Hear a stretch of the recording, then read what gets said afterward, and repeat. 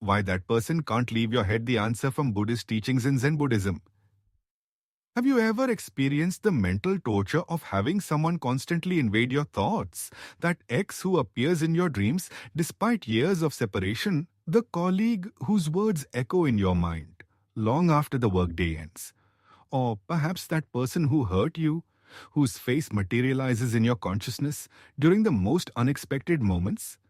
There's a profound reason why certain people occupy our mental space with such persistence. And today I'm going to reveal the ancient wisdom from Zen Buddhism that explains this phenomenon. These teachings, thousands of years old yet strikingly relevant to our modern struggles, offer not just understanding but a practical path to liberation in this video. I'll share 7 unmistakable reasons that reveal why someone has taken residence in your mind and the profound Buddhist solutions to finally free yourself from their persistent presence. Pay special attention to sign number 7. It's the most transformative and could completely revolutionize the way you view your most persistent mental visitors. Before you begin, subscribe to channel so you don't miss my next videos on spiritual growth and inner peace. Now let's begin. The first reason is attachment disguised as love. When someone occupies your thoughts constantly, you might believe it's because you love them deeply or miss them terribly, but Zen Buddhism teaches us to recognize a crucial distinction. True love brings peace, while attachment creates turbulence.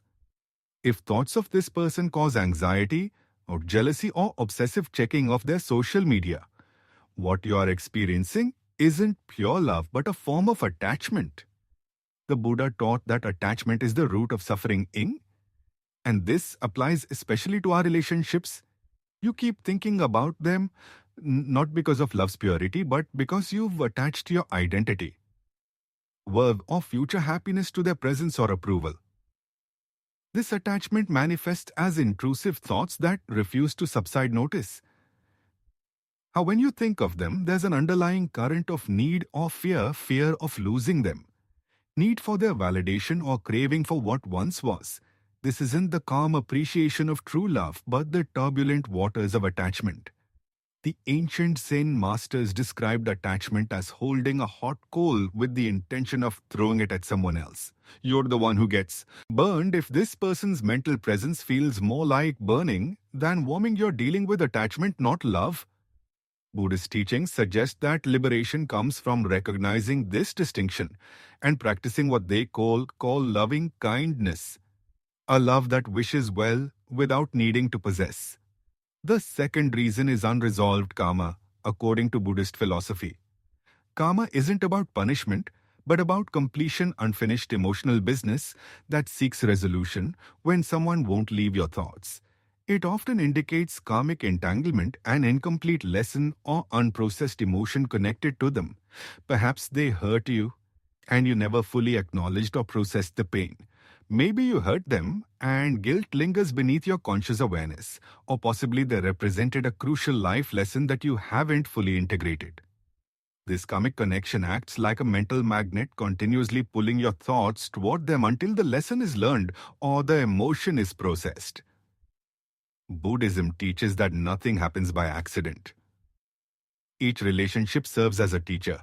Those who occupy our thoughts most persistently are often our most important teachers, though rarely in ways we would choose. If someone remains in your mind despite your efforts to forget them, ask yourself, what lesson am I avoiding?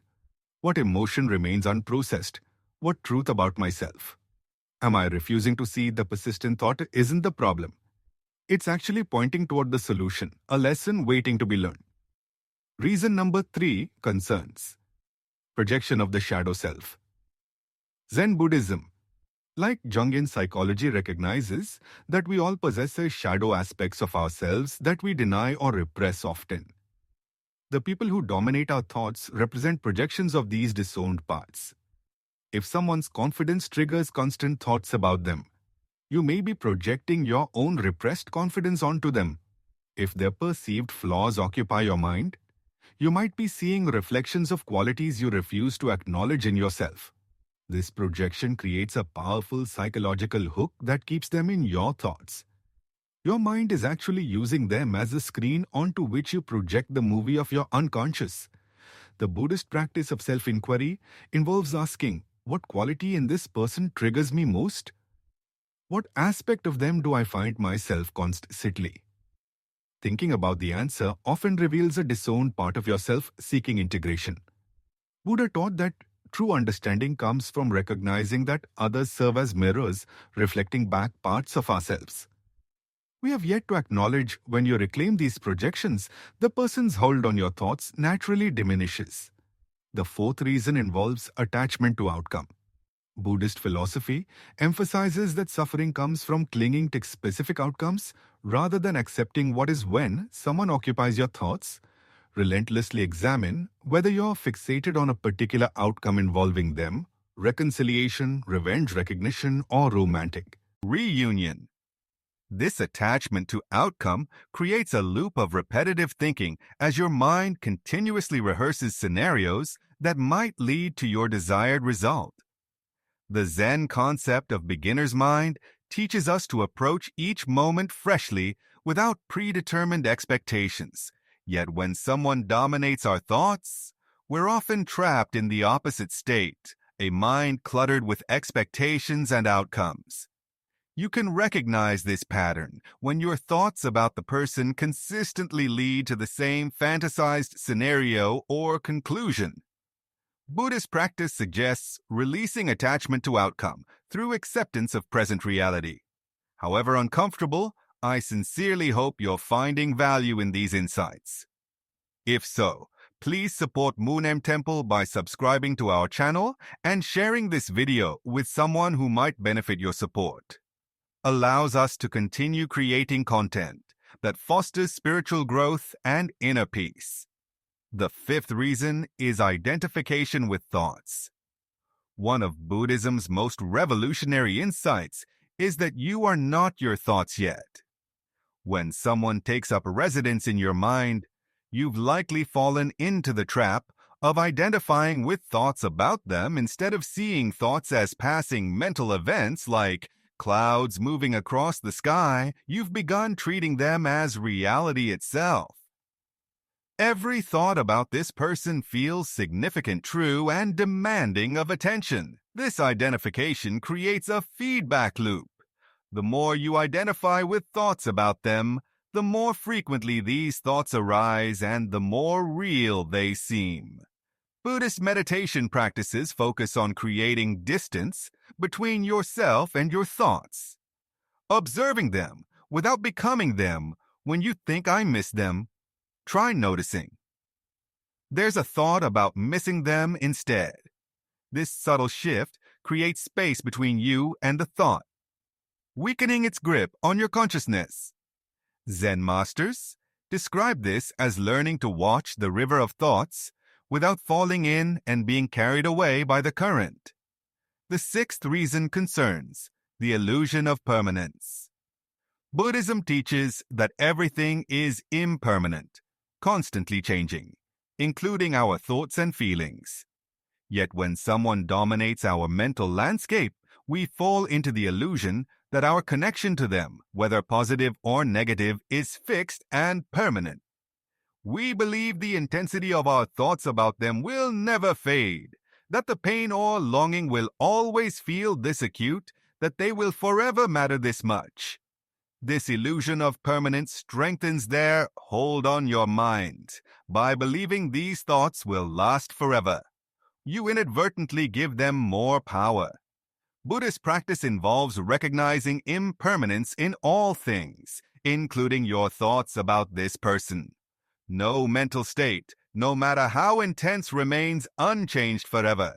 The pain of loss, the sting of betrayal, the warmth of nostalgia, all are subject to the universal law of change. When you truly understand that these thoughts too shall pass, their grip loosens naturally. As the Zen saying goes, this too will change, not as a platitude, but as a fundamental truth of existence.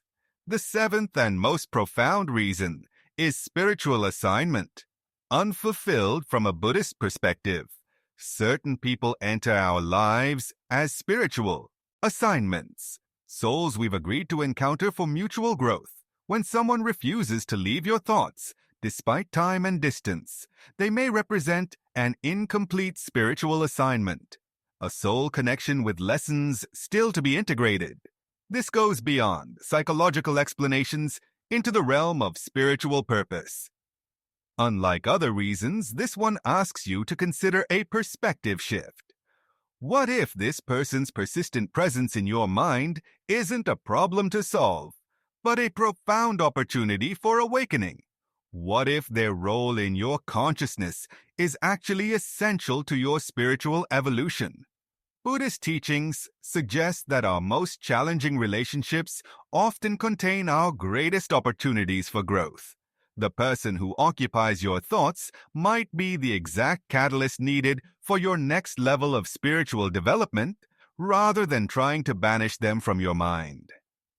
Consider what awakening they might be pointing toward instead of asking, "How can I stop thinking about them?" Ask, "What might this persistent thought be trying to teach me?" This shift transforms the relationship from a source of suffering to a doorway to enlightenment. Perhaps they remain in your thoughts not because something is wrong, but because something important is still unfolding in Buddhism. This represents the transition from seeing relationships as sources of pleasure or pain to recognizing them as vehicles for awakening the way out. Now let's discuss the Buddhist path to liberation from these persistent thoughts. First, practice mindful observation. When thoughts of this person arise, don't fight them or judge yourself for having them. Simply observe them with gentle awareness, as if watching leaves float down a stream. Notice the thought without becoming entangled in its story. According to Zen tradition, what you resist persists, but what you observe with detachment naturally transforms. Second, investigate with compassion. Ask yourself, what attachment or lesson keeps this person in my thoughts? Approach this inquiry with kindness rather than self-criticism. Buddhism teaches that wisdom arises not from harsh judgment, but from gentle curiosity. When you discover the underlying attachment or lesson, don't rush to eliminate it.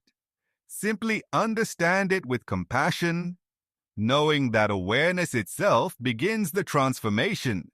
Third, practice letting go through acceptance. The Buddha taught that letting go isn't something you do, but something that happens naturally when you stop clinging rather than forcing yourself to forget. This person, accept their presence in your thoughts while loosening your grip on the meaning you've assigned to them. The Zen metaphor of open hands is powerful here. You can hold the thought gently without grasping it tightly. Fourth, redirect with intention. When thoughts of this person arise, use them as a bell of mindfulness, a reminder to return to the present moment. Buddhist practice suggests that rather than fighting the thought, use its appearance as an opportunity to deepen presence each time they come to mind. Take a conscious breath. Feel your feet on the ground and gently return to now. Over time, the person who once represented mental imprisonment becomes an unexpected doorway to presence. Fifth, practice loving kindness. Meditation, Buddhist tradition, offers a powerful antidote to obsessive thinking through metta-meditation. The practice of sending genuine good wishes to yourself, to the person in your thoughts, and to all beings. This transforms the emotional charge around the person from one of attachment or aversion to one of compassionate well-wishing. Begin with yourself. May I be free from suffering. May I find peace. Then extend to them. May they be free from suffering. May they find peace. Finally, embrace the stone in the river wisdom. There's a beautiful Zen metaphor that perfectly captures this journey. Your mind is like a river, and this person is like a stone thrown into it. Initially, the stone creates significant disturbance waves, splashes, ripples. Fighting the disturbance only creates more turbulence. But if the river continues flowing naturally, one of two things happens either. The stone settles to the bottom and becomes part of the riverbed, or it's carried away by the current. Similarly, by allowing your mind to flow naturally around these thoughts without fighting them, eventually the person either integrates harmoniously into your consciousness or naturally fades from prominence. The key is not forcing the process, but trusting the natural flow of awareness. As Buddha taught, nothing is to be clung to, as I, me, or mine, including our thoughts about others when someone won't leave your thoughts. Buddhist wisdom teaches us to change our relationship with the thoughts rather than fight them. Your mind is like the vast sky, this person merely a passing cloud. Through mindful awareness, what was once torment becomes your pathway to freedom as you practice these ancient teachings. You reclaim your natural spacious awareness. Thank you for joining.